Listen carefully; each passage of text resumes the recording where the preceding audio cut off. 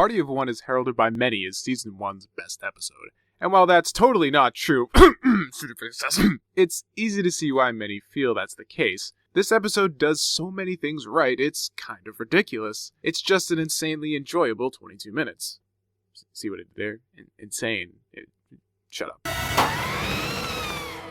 Right at the beginning, you can tell that it's going to be great. They totally take Pinky's character and just completely run with it, turning her zaniness up to 11. The gags from all the characters in this episode are fantastic, from the excuses the remaining 5 come up with to get out of Gummy's after party, to the reactions from Pinkie Pie upon hearing said excuses. Okie dokie Loki.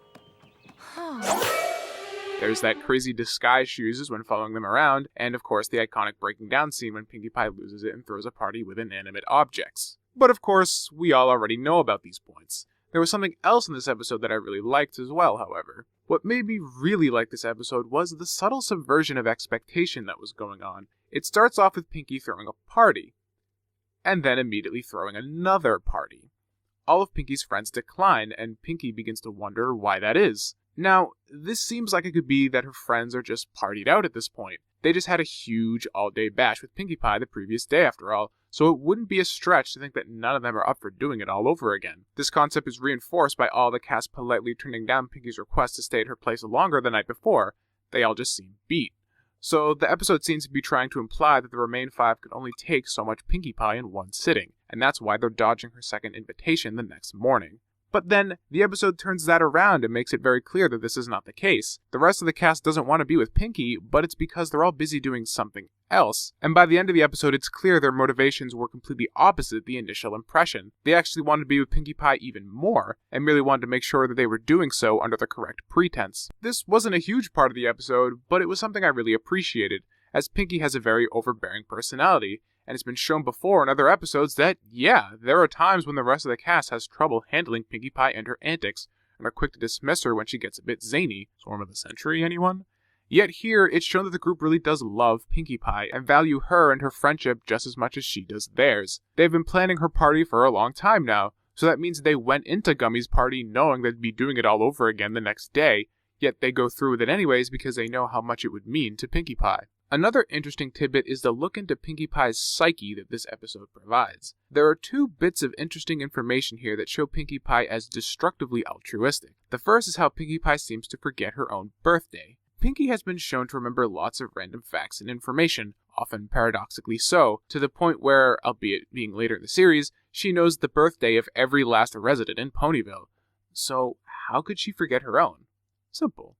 Hyper-altruism. Pinkie is a character that seems to put zero value into herself, or, at the very least, ignores herself in light in putting such a greater value in the state of her friends and their well-being. Sure, she enjoys having fun and goes out of her way to do so, but it's more about enjoying the experience and making herself personally feel better. What Pinkie truly enjoys is making others happy. She has shown time and time again, and admits to it herself, that a smile on her friends' faces is all she needs to be happy. She remembers the birth dates of everyone in Ponyville because those events are important to her, but forgets her own because its relevance in her own mind is comparatively menial.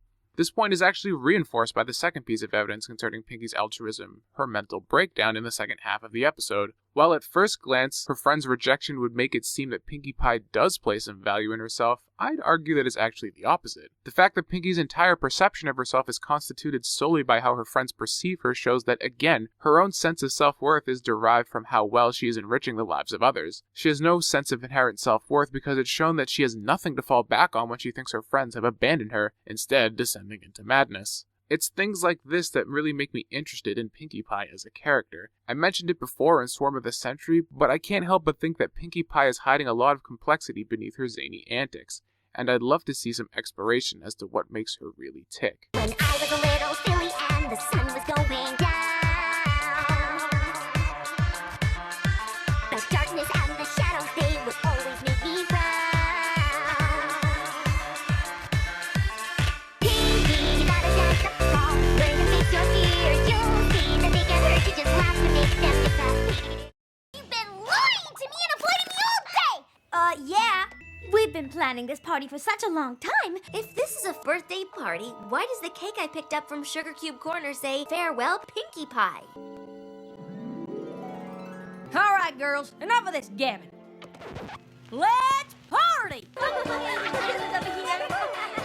Princess Celestia. Never expect the best from your friends, and always assume the worst.